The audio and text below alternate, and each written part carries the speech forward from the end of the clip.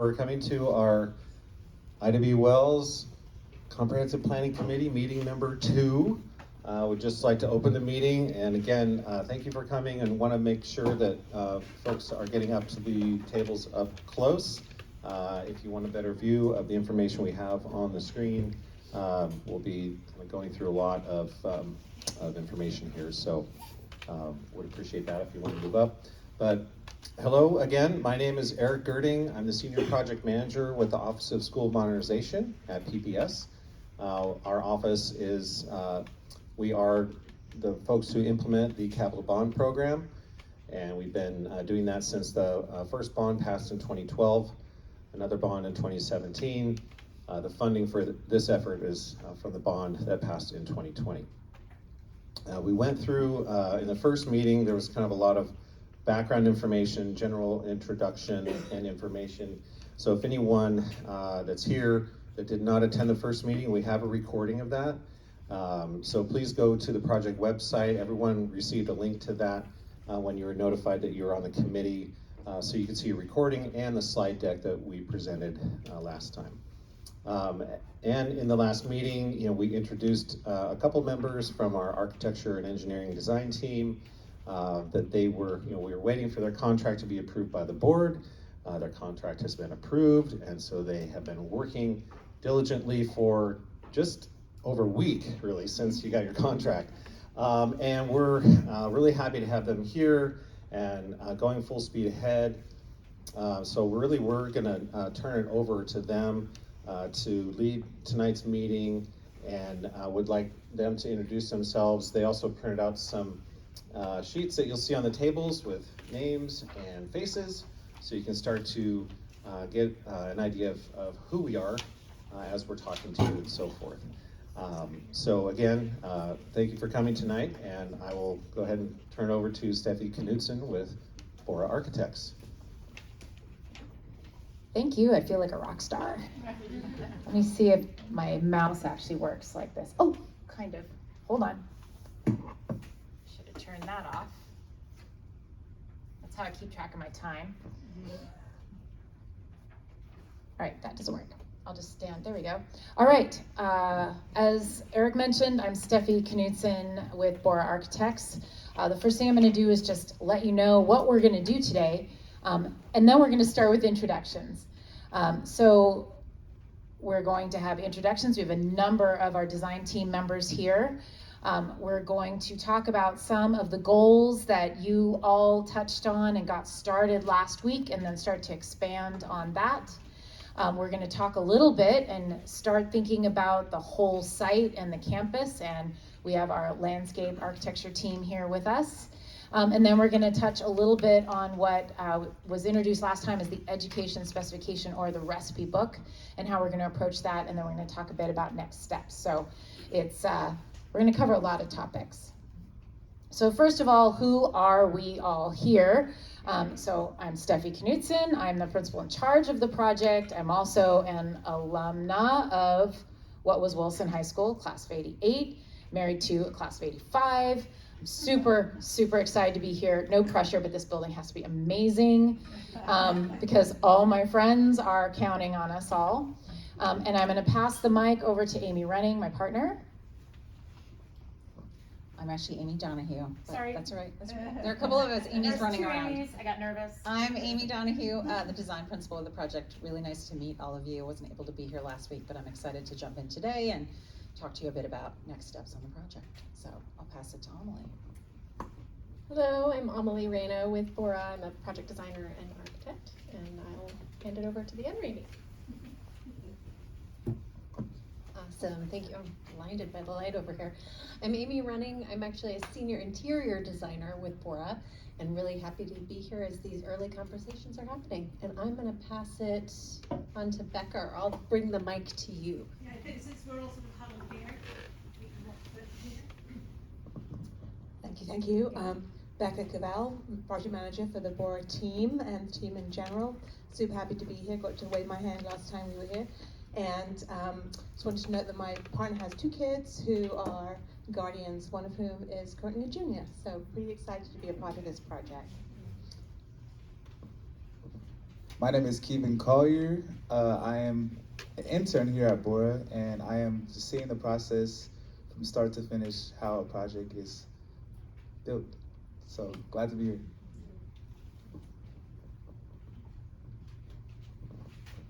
Hello there, my name is Matt Noyes. I'm from Walker Macy, so we'll be leading the site planning and site design effort. Nice to meet everybody. I'm Taryn Weens. I'm a landscape designer with Walker Macy. Hi, I'm Rhonda Teeny. I am a project manager at After Bruce in El Paso. Hi everyone, I'm T. Daniels. I'm with After Bruce team and I'll be your project manager for the engagement side. Fabulous. Do we have any other stealth team members here? Not today, but you'll be meeting many of us over the next months.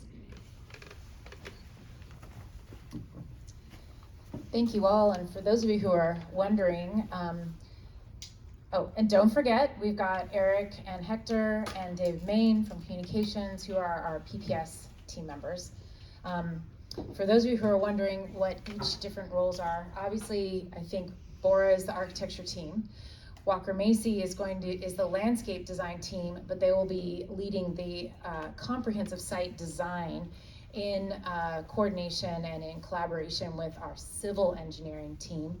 And then After Bruce is our community engagement specialist, and they'll be starting to put together more listening sessions and the like as we work with PPS on how and what and where and who with some of the feedback that you gave us last time. So I'm going to turn this over to Hector to talk about what is a modernization. Hello everyone, my name is Hector Lopez. I'm a project manager, construction project manager with Portland Public Schools. And because I like kind of being Captain Obvious a little bit, I wanted to talk about what is a modernization, right? It's kind of a fancy word really for saying it's a building project. So, you know, the types of projects that we've been working on at the district for the last few years kind of tend to fall into these three categories. One is building remodeling. The other would be remodel plus an addition to the building. And the third one would be new construction. And so building remodeling, it is probably, you know, the most misunderstood in many ways. We're not just slapping on a coat of paint and some molding here and there. There's obviously a lot of work that goes into it. You know, make sure that we remove any kind of hazardous materials. There are upgrades that come with that. Same with remodel plus addition. The difference there is we're literally adding to the size of the building. So, you know, again, that comes with upgrades and different scopes of work that goes into that. And then there's new construction, which is basically tearing down a building and building it all right back up again. And so, you know, these three forms of project, they all entail a great amount of work, and there's a lot of, you know, upgrades and considerations that go into each one. So just as an example of some of these projects, we have Lincoln High School, which is a new construction. Franklin High School was remodeled plus an addition. Kellogg School was a new construction, and McDaniel was remodeled and addition. So just to kind of give a little bit of an idea of that. All the modernization projects, whether they be remodeled or brand new, they have updated heating and cooling systems. So, you know, we make sure that we update all the HVAC components, and you know, these rooms are temperature controlled. They all come with seismic upgrades. So, you know, that means that regardless of what piece of an old structure we're keeping, we're gonna make sure that it could withstand, you know, any kind of seismic event. That also kind of comes with code updates, you know, so we're not building to the 1950s building codes, we're building to the current construction standards. There's technology upgrades that come with these buildings. So we're making sure that there's increased connectivity for everyone to, you know, be able to do their work in the classrooms. And we're bringing in, you know, the newer technology available. So Could you move over a little bit so we can see the screen? Thank you. Absolutely, sorry about that. We also have improved safety considerations. So, we take into account entrances and, site access, even simple things like blinds and blackout shades and things where, sometimes, they're not in place at current buildings. We also include new furniture. And as my friend Rolando, who's also a project manager with the Portland Public Schools, can tell you, there's a lot of furniture and furniture-related items that go into a modernization. So even if it's a remodel, we're buying new desks, we're buying storage cabinets. Everything gets replaced.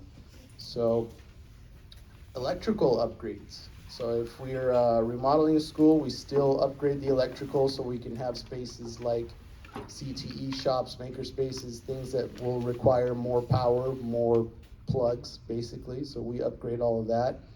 And plumbing gets upgraded. So we make sure that, if we're missing things like drinking fountains, we add sufficient amount of drinking fountains, fixtures that are related to that.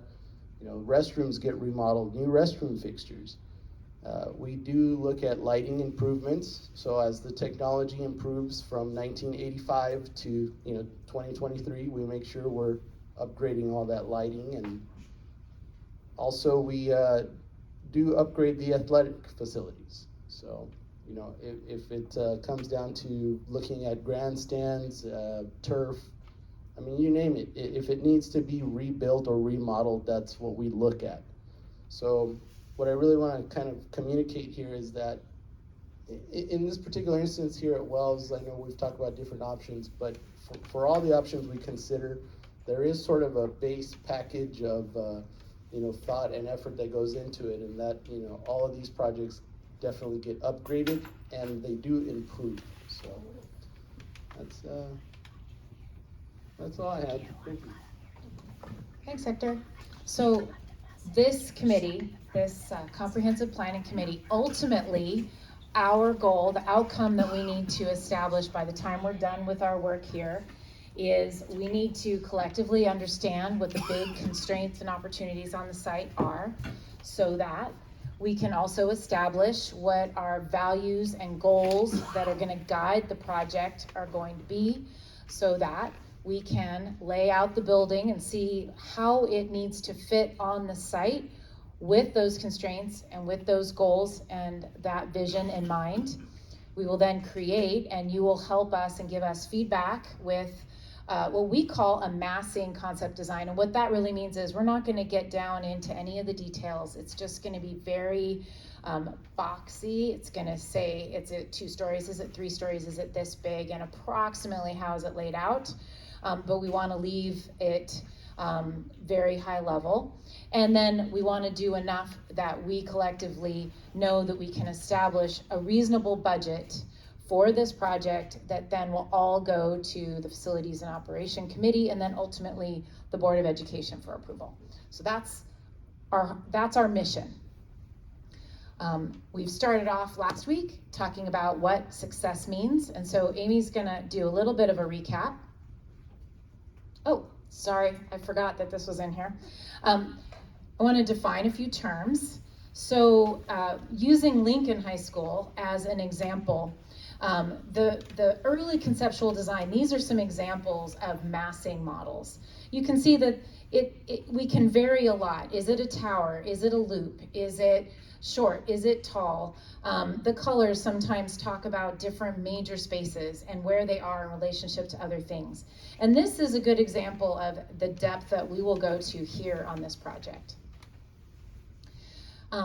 What happens next after conceptual design is that we'll start a schematic design. And that's where we take whatever that concept was, where it lays out on the site, big, small, and we'll start to think about how does it really start to look? What are the materials?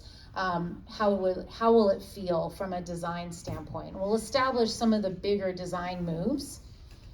We have this phase that is called design development. That's architect speak for we're going to develop the design enough to make sure that we understand all of the different parts and pieces and that they work, and do they meet code? Are they safe? Will it stand up? Are we within budget?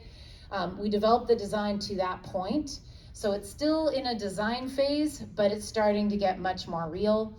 As you can see, this was very sketchy, starts to get a little more real. And then we do what are called construction documents. And that's where we draw it so that a contractor can build it. So we're doing this part. And then after the board approves the project, we'll start schematic design. And then hopefully the bond passes. And if the bond passes, of course, then we'll finish the project and it'll get built and it'll be super great. These are some examples of the sorts of details that we create in construction documents phases. They're really meant to communicate technically and to make sure that we are considering all the parts and pieces and how they go together so that it won't leak, so that it'll stand the test of time and it won't fall apart. These are some more diagrams of things we might do during this conceptual design phase, where we might have some boxes that start to lay out some different parts and pieces to the building so that we can make sure that there are good relationships and that they work together, so that we know when we lay out that box that it's a reasonable box and how it works. This is another example of images that might come out of the design development phase. And now I'll turn it over to Amy to talk about the goals from last time. Thank you. So Steffi just walked you through this whole process, and I think what is so important to us as we go through, this will be years in the making, is that we have a real North Star. What are the values and goals that are important and the concept for the project? And most of that, almost actually all of that, sort of comes from the community and from PPS in terms of what we're really trying to achieve here. So the last time we were together, we asked you what would define success for the new Ida B. Wells High School. And one of the important things to do at the beginning is to gather, collect, hear all of that, but also then to reflect that back to you and to understand how often comments reoccur across different audiences. So last time we heard that you really wanted this place would be a success if when it was all said and done, it was a place that was inviting. The word pride and respect showed up a number of times in what you noted. A school that really inspires students to learn. An anchor, I think that's a really interesting word, but a real anchor for the community here. Not just for the students who go here, but students who have been here in the past and students that are coming in future generations. And then a flexible and really forward-thinking design so that this place can really stand the test of time.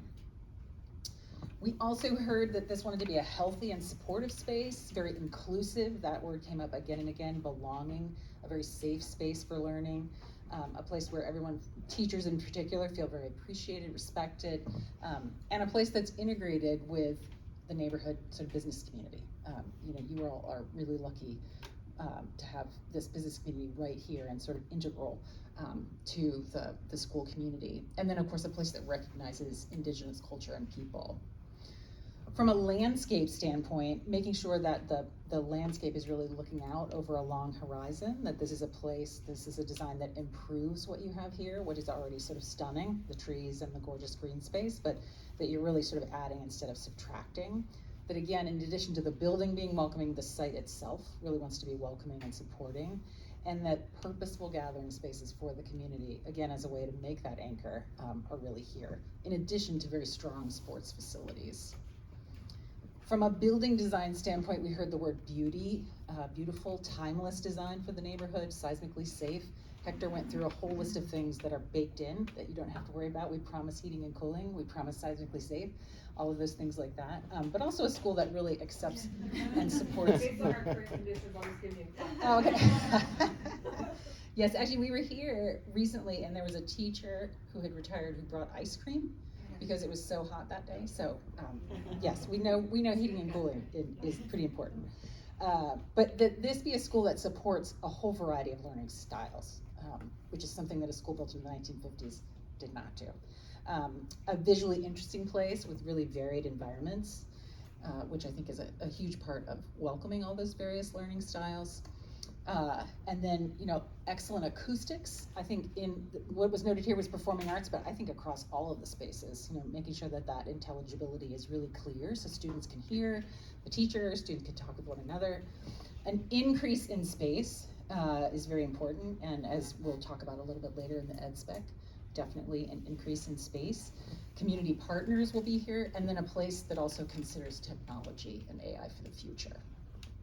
From a sustainability and health standpoint, this place should be built to last for the next 100 years, something that is really sort of way out there in the future, that it be an example of the district's climate policy, which I think is thankfully pretty aggressive, sort of impressively so.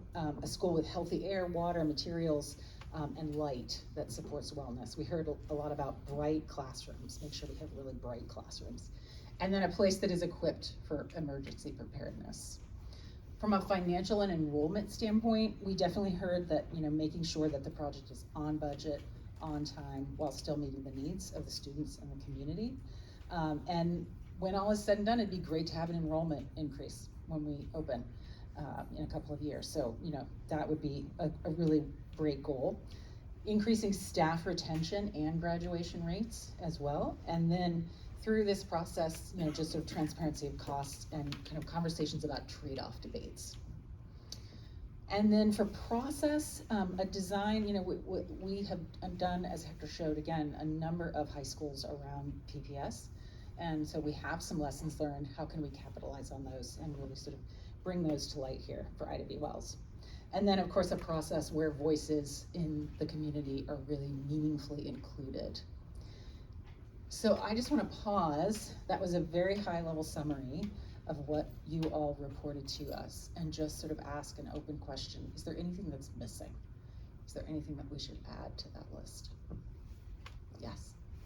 I think you've missed the whole thing about the transportation aspects around the school and the retention of at least 2 key oak trees.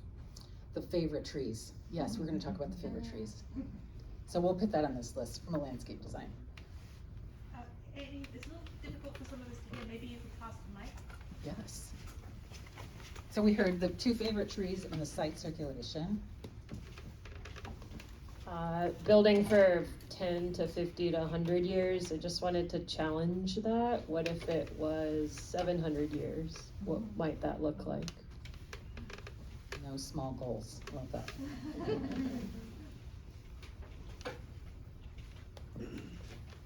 Hi, Emily Rubin. I would say making sure that we're intentionally including our communities of color in this conversation, and what spaces feel meaningful for them, and not, expanding it to the larger group and being very intentional about reaching out to our communities of color. Thank you. I'm trying to go in the order that I'm working in. We heard about enrollment increasing, which would be great. I think the district's projections show enrollment decreasing, so a building that's flexible and doesn't feel empty at that level.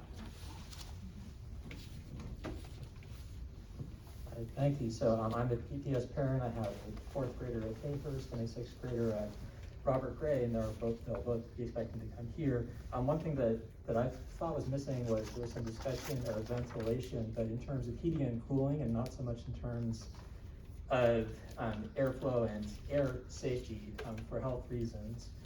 So I brought with me, this is a copy of a report that was done in 2021 of the air quality in the school, showing that many of the classrooms, in fact most of the rooms in the school, have only 1 air change per hour, which is significantly below what the CDC recommends of at least 5 air changes per hour for what's considered healthy air. And even with the portable air purifiers that are now provided in the schools, most of the classrooms don't get up to that level. So what I'm hoping to see is that, it would be good if in the planning process that there was an explicit target for ventilation in all the rooms in terms of air changes per hour. So I think we all know that in the past, PPS has had issues with lead, for example, and water quality. We all understand that issue. Air quality is the same thing. Thank you very much. One more.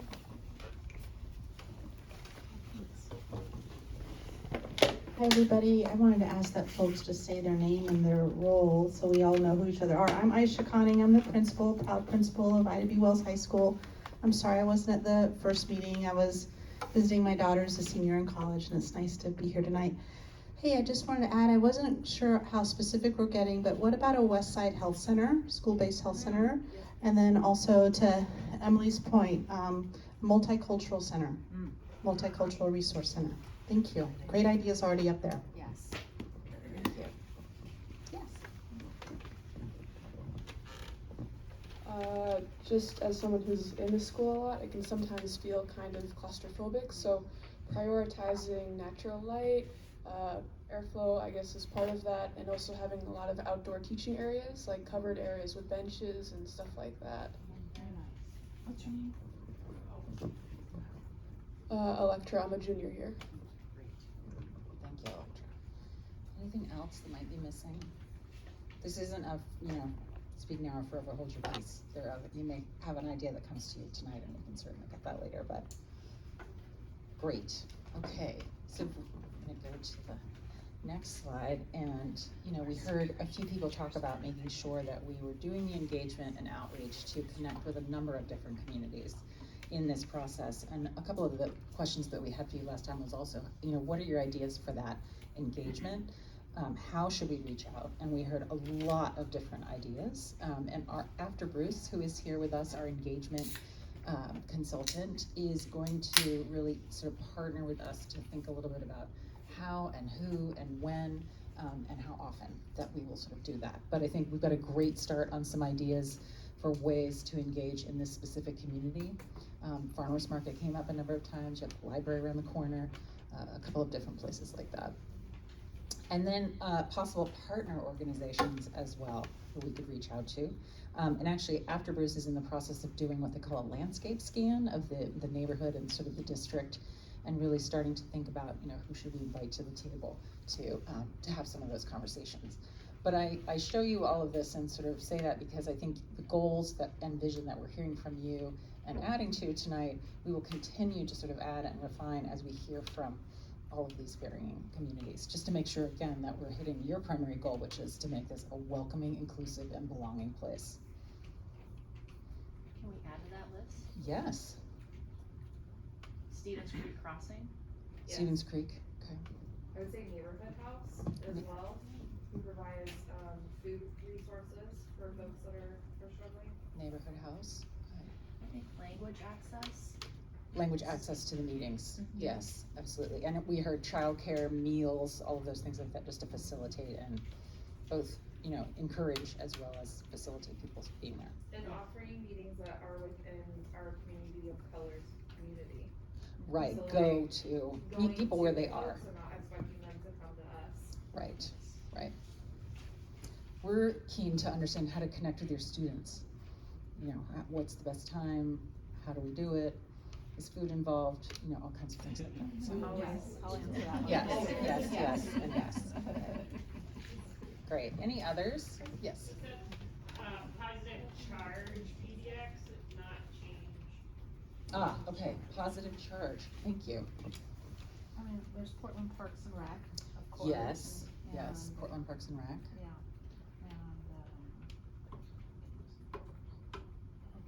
Okay. Southwest Trails. Southwest Trails, yes. Get that. Southwest Portland Little League. Sure, some of the different. Do they play on this site? Is that right? Throughout Portland Parks. Kind of all over. Okay. But it's just another sports organization. Right, to connect with. Great. Multnomah Arts Center. Multnomah Arts Center, that's a great one.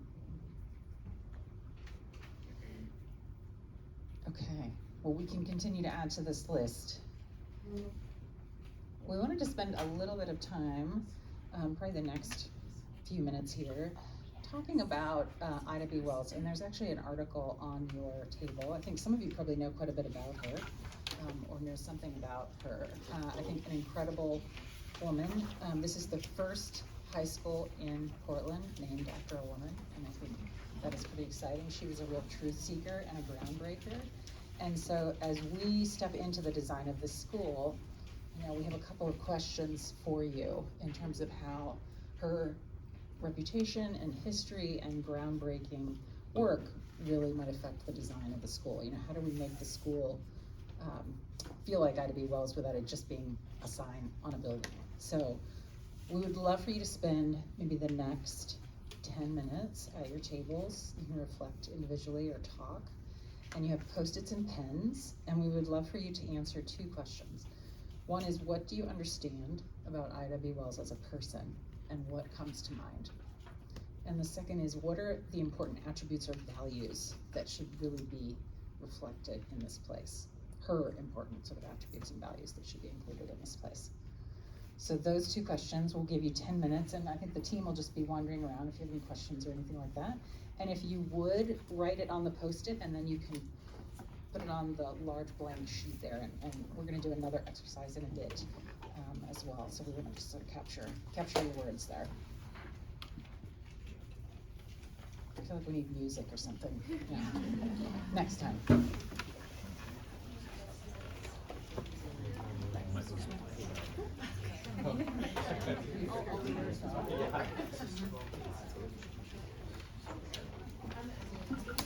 Nobody even brings it up.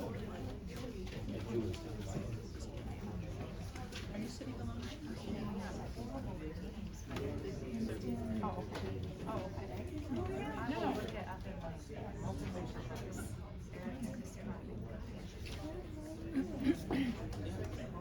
No, I wasn't. It was on the, oh, okay. I did art and dance.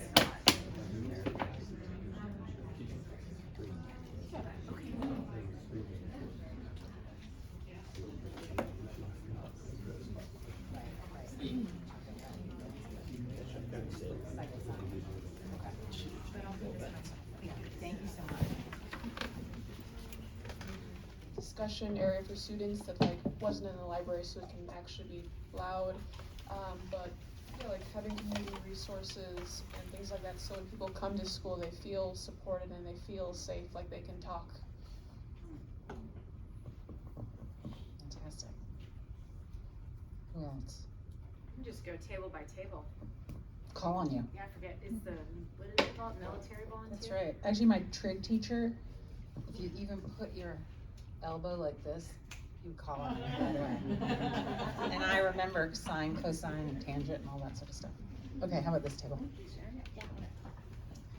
Okay, one thing that is really cool about Ida B. Wells, that those of you who work here, staff may already know this, but she was a contemporary of Woodrow Wilson. In fact, on his presidential inauguration day, he was like, where is everybody? And because the crowd was so small, well, there was actually a women's march, a suffragist march on the same day, and Ida B. Wells was marching. And so I just think it'd be really cool if we could somehow embody that somewhere in the building and juxtapose those 2 historical figures together. I also, in some of the new buildings I've noticed, there's a lot of plastic furniture. I'm generalizing here and I don't know how accurate I am, but I've just noticed a lot of plastic. These are the original wood tables and chairs from 1956. So can we recycle and reuse wood? I see a lot of wood getting dumped out of school buildings, and how can we reuse and recycle? I think Ida B. Wells would like that. And then Ida B. Wells did fight for the rights of women. So just thinking about like a women's resource center, you know, post-Me Too movement, supporting our young women. We just had 2 incredible students present about gender bias at our staff meeting that still exists. So just keeping that spirit alive as well. What else, Lisa, did we talk about? Is that it? I was connecting the thought that you had about the Multicultural Center and just the intentionality that Ida B. had in her life to shed a light on the darkness and the things that were happening that were atrocities, and how we can uplift and hear voices that are not being heard, and how the physicality of our building can reflect that. Absolutely. I'm hearing lots of words that already point toward architecture. Uplift, you know, strength and truth and all those things like that. It's great. Put you on the spot. Sure. A few notes, truth teller, courage, bravery, against the grain, design.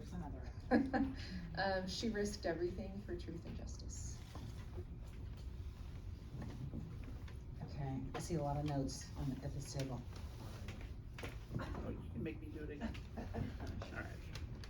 Oh, yeah. We came up with quite a few. Some of the things that came to mind were power of the written word, given her life as a journalist, progress, change maker, courage. We had in multiple places boldness, willing to take on big challenges, family, caregiver, innovative. These are problem solver. These are all pieces that that come up with her life, both on the personal side and on the professional historical side. And some of the important values we'd like to see reflected here: the power of storytelling, the power of journalism, truth-seeking, rising above a sentiment to get to the truth, maximizing resiliency, her persistence and drive to achieve the things she did in her life, very strong.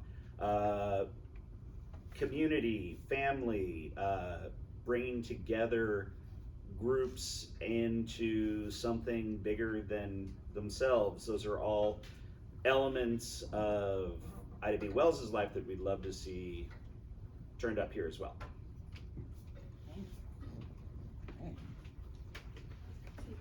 Does table want to go for it? Sure. So we talked about like her work as a journalist, and do you have a journalism space that honors her specifically? Then we also talked about a space for connection to younger students in all of the cluster elementary schools. Specifically, I think all three of us represent different elementary schools that feed into Wells, and it came out there's a connection to Reiki, they're right there, but my kids go to Stevenson, and I didn't feel a connection to, I still don't really feel a connection yet to Wells. As I have a 6th grader, I'm getting more of that, but it'd be really cool if there was maybe a space here, or maybe that's more programming related, but connect to the younger students in the area. A space for space in the building for students to share their voices, but not necessarily just a bulletin board, but something fancier or more permanent, so that those students feel like they have that safe space to really share their voices. Yeah, and then we just talked about her perseverance and courage. Not sure how that answers question number 2, but just as important values of her.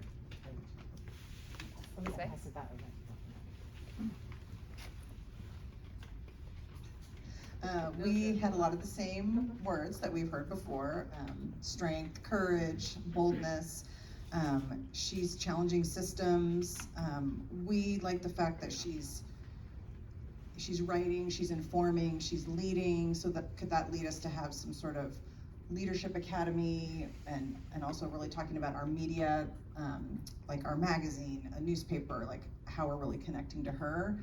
And then really just want to echo the spaces issue, like she got people together to gather, to talk, to march. Like, we don't have enough spaces for students to gather, and I think really having some outdoor spaces that students can get to in a covered way, like so they don't get wet getting there, and just making people feel like they have a place to share ideas, and then have a space to have a maker space, or just to be together and be as loud as they want to be.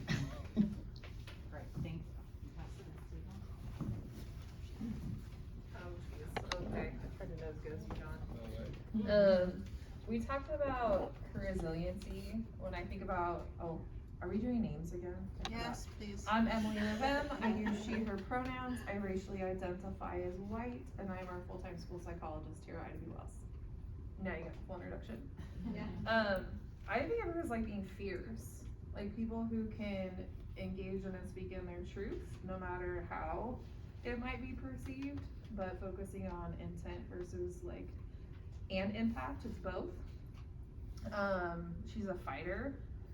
She's very like a steward, like engaging in her leadership and engaging in ways that had people wanting to follow with her, and demonstrate with her even during really scary times. Something that was really important to me is a space that is accessible for all students, including our LGBTQIA+ students, as well as our BIPOC students and students with disabilities. A place that really honors the cultural heritage of our students and of our staff. I feel like that's something that's like missing in this space. Not only the indigenous land that this building is built on, but like who are our communities? You know, from our Muslim student union, our Jewish student union, our Latinx student union, like people are seen in this space is really important, and I think Ida would have wanted that for our students and our staff to feel seen.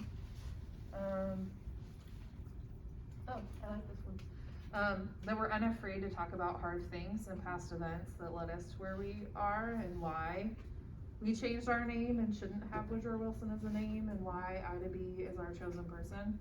Spaces that reflect that and allow for those conversations to happen, not only among the students, but of the staff, and that those conversations are encouraged within our spaces.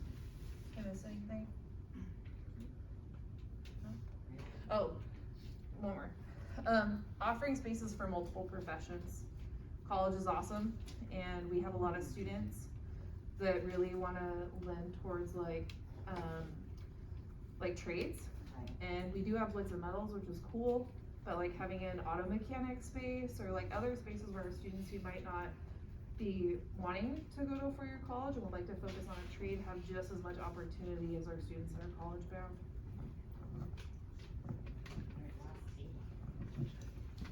Hey, I'm Christy Alda. I think I'm gonna pass the mic in a moment, but I'm a parent and a neighbor. I like what you said about our chosen person. That's an interesting way to say it. We talked a lot at this table about a couple things. One that I'm not sure all, but for the most part learned who Ida B. Wells was when this school was renamed. It didn't actually know that much about her, so we're still really learning that.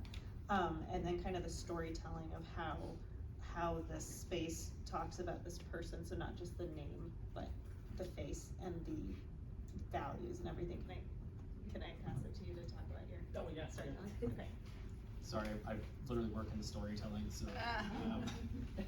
But yeah, I mean, my understanding of Ida B is basically like what I just read today, and admittedly, that's probably more than I know about Wilson also. So, you know, I think it's really important to be really literal.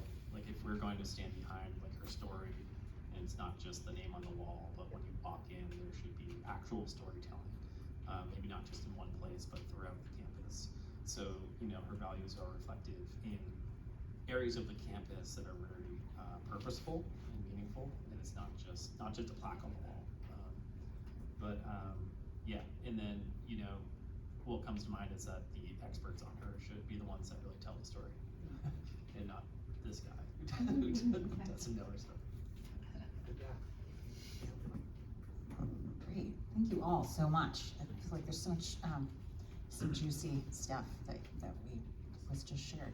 So we are now going to switch to talk a little bit about the site, and Matt is going to jump in and talk a little bit about the site, and then we'll have another exercise. You actually underneath, by the way, if you would not mind putting all your stickies on the white, and then we're going to do an exercise on the site plans underneath. Now, just to note, not every table has a site plan because we brought 8. So if you're not at a table with a site plan when we get to the exercise, could you join a table with the site plan?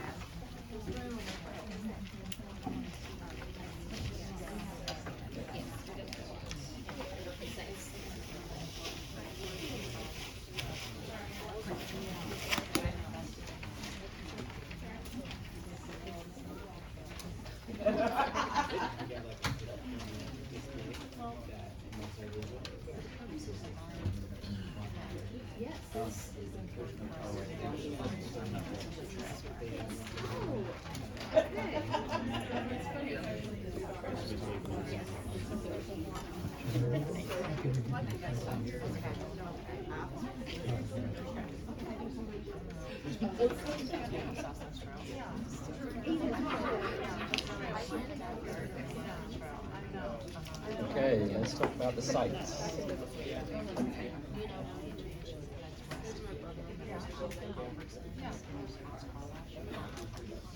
Again, so my name is Matt. We'll be leading the site plan efforts. Hello, hi. Yeah. So I'm from Walker Macy. We'll be leading the site planning efforts. So from all of you guys, we would like to better understand the school campus and its environs, especially pertaining to a couple of things. So we bear these two things in mind. So we would like your help a little later on to sort of start fleshing out some of these ideas. But it's basically around like how the school campus is used and accessed today by all of you guys, students, staff, and the community, and mostly how can it be better. We've started to diagram out what we think is happening today, but we'd like some input from you. And the second area is, as we design improvements to the campus, what are the most important qualities that we need to protect and incorporate into the future?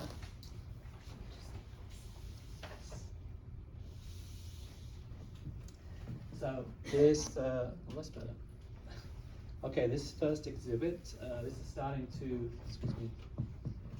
starting to summarize our understanding of the circulation and access to the school site.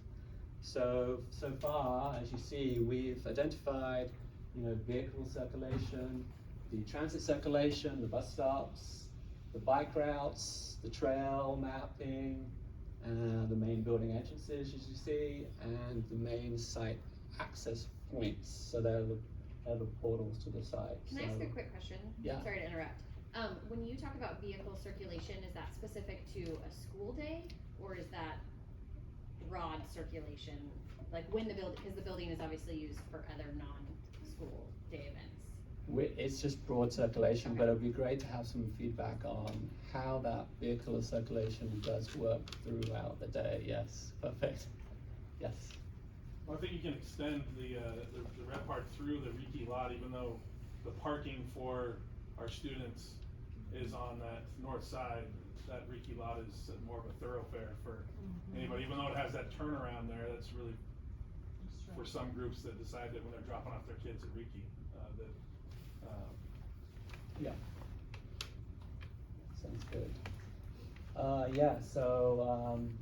Well, we'll do an exercise after we talk about the next exhibit, and it would be great if you can mark up any comments like that. But yeah, perfect. But yeah, this is just our take. Obviously, we read the master plan, but it's our sort of absorption of all these ideas, and this is what came out of it. But feel free to challenge it. So the second, let me get to the second exhibit.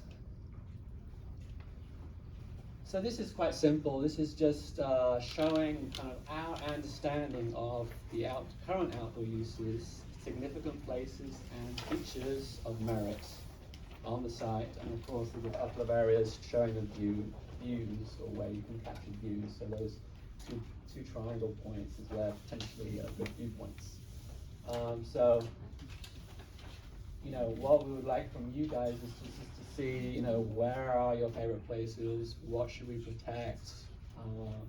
What should we bring forward into the new design? Yes. So yeah, you do have a map of that as well. That would be amazing to mark up, and we do have some questions to help you with these two. So the first question, as you can see, is what is a welcoming arrival for you? So what is a welcoming arrival to the site, to the whole campus? What would you like to see?